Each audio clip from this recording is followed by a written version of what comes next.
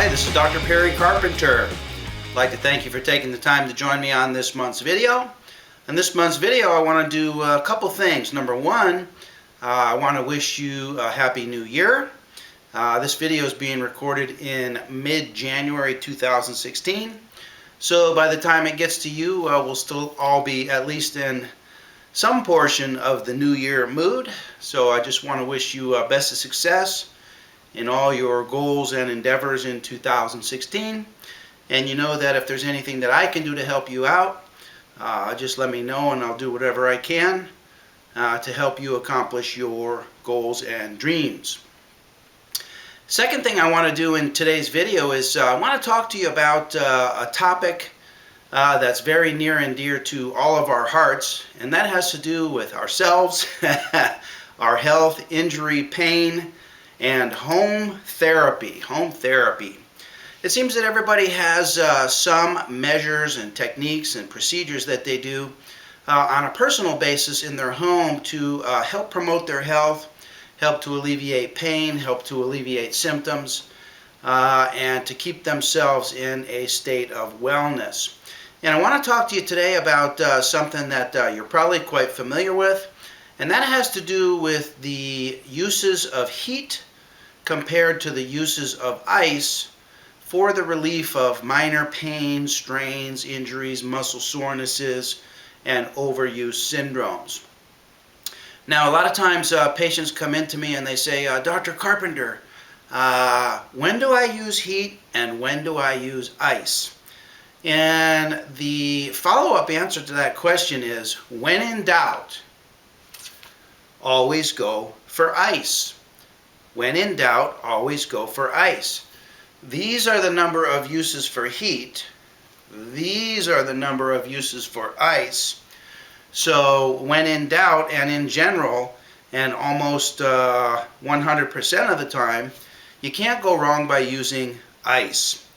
But what invariably happens is people will tell me after they've had some sort of a ache or pain set in their body that they used heat. And the use of heat takes many forms. Many people use a hot tub. Many people use a hot soak in their regular tub at their house. Many people take long hot showers. They use electric heating pads. They use microwavable heating pads. They use moist hot towels.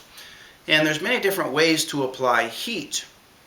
And so people will tell me that after they cleaned their garage, washed, waxed, and detailed 3 cars, and then put in 4 sequoia trees along the perimeter of their property, that they felt a little overused and a little racked out. And so when the pain set in, what they did was they took an extra long hot soak in the hot tub. And miracle of miracles, isn't this a great hot tub? By the time they got out of the hot tub, oh, they felt so much better for the moment. But then the next day, when they went to get out of bed, they realized that the injury was greater than they thought, and by this time they have trouble getting out of bed and they can barely move, and this is what brings them in to see me for a chiropractic treatment. In this case, the use of heat not only was not appropriate, but the use of heat actually potentiated and worsened the pain condition, the inflammation condition, the muscle spasm condition. So in general, here's the uses for heat, here's the uses for ice. You cannot go wrong with ice. And that's going to be our theme for today. But what I want to do is I want to shed some new light on some uses of heat and some uses of ice based on some new research that's coming out. In this case, I have a study that I want to share with you. This is from several universities: Loma Linda University, Touro University in Nevada, Gordon University, and some physical therapy colleges in California and Nevada. So the title of this study that I want to share with you today, I'm going to keep it brief and I'm going to get to the take-home message quite quickly. This is a study that compared the uses of cold versus heat after exercise, and the question they sought to resolve is there a clear winner, ice or heat? Is one of those a clear winner for relieving the pain and symptoms associated with muscle soreness? Now this directly applies to you because many times you will suffer overuse syndromes that are simply manifestations of muscle soreness. In other words, they don't represent an injury. It's not a sprain of a muscle. It's not a strain of a muscle or a tendon, or it's not a sprain of a ligament. We're not talking about injuries where you bend over and pick something up and get the sharp pain, and you know that to be a specific injury. We're talking here about overuse syndromes where you simply did too much and you've overused your muscles and now you have muscle soreness. So is there a clear winner for the home therapy treatment of muscle soreness? Is ice better or is heat better? And that's what I want to share with you in this discussion.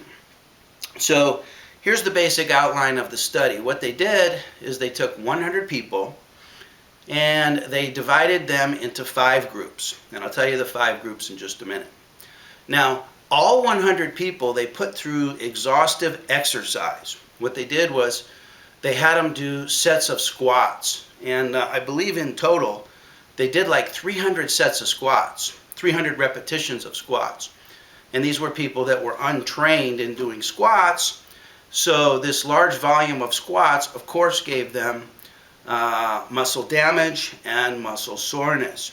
So these are 100 people, all of them doing up to as many as 300 repetitions of squats. So these 100 people, they divided into 5 groups.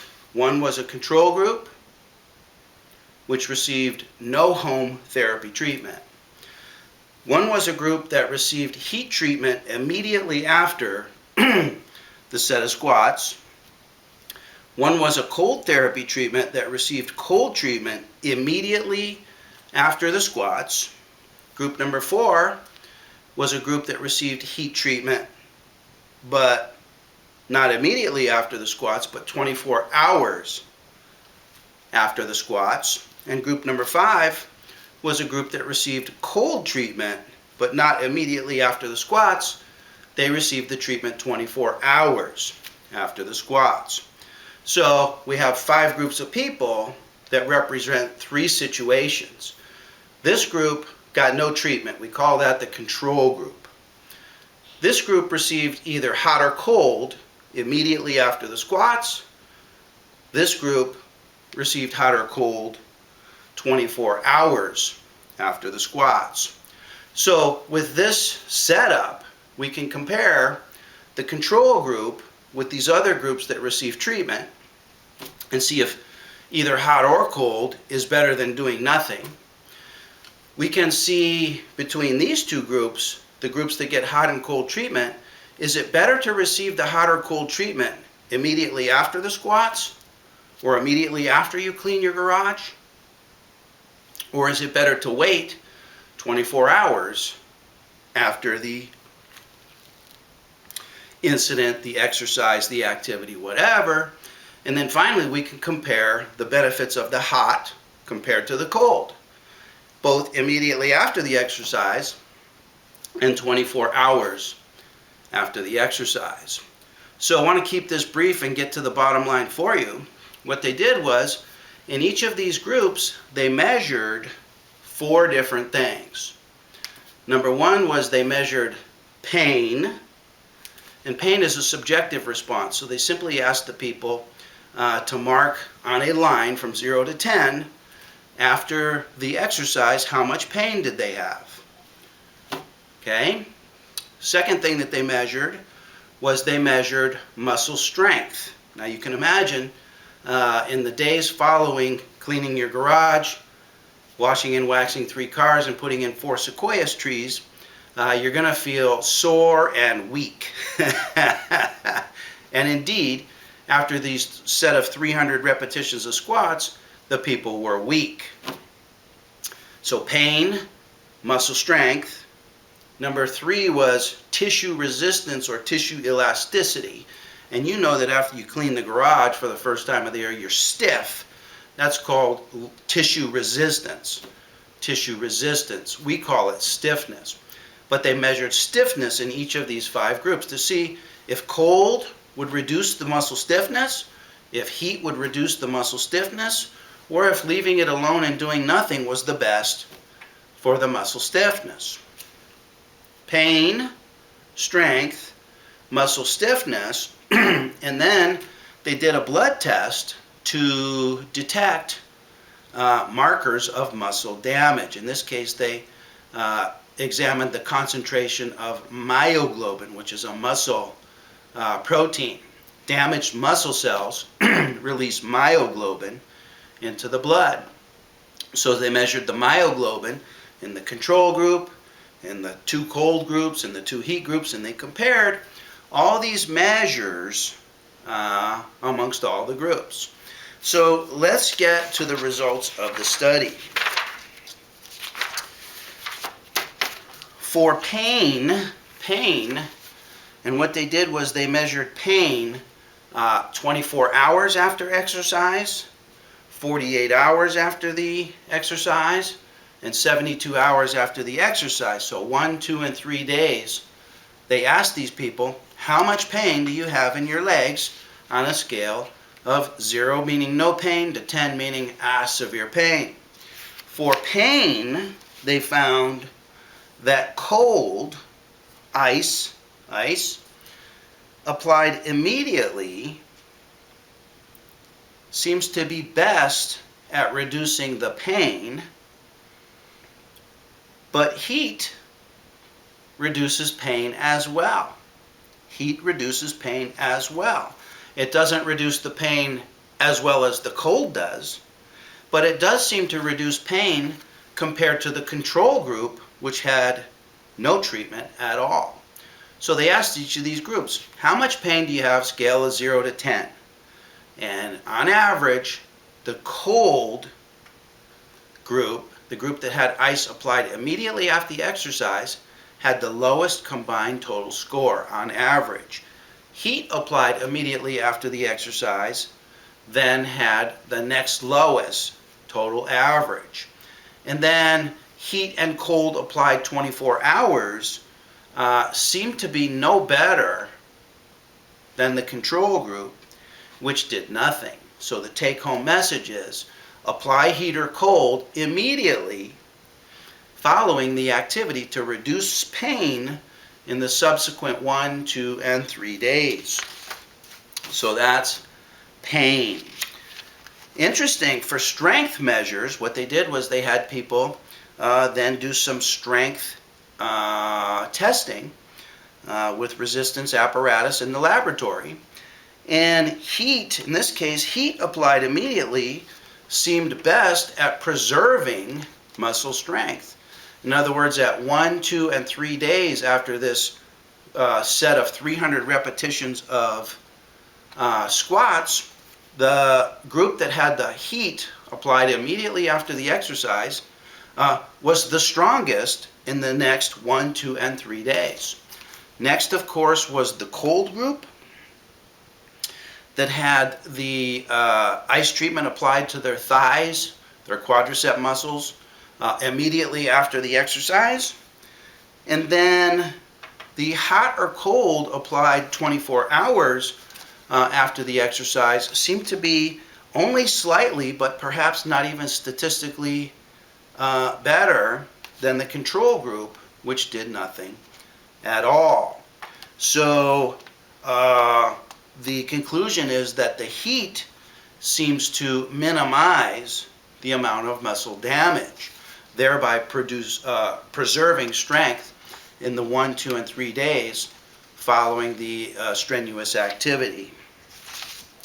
For tissue elasticity or tissue resistance, heat applied immediately seems to preserve tissue elasticity best.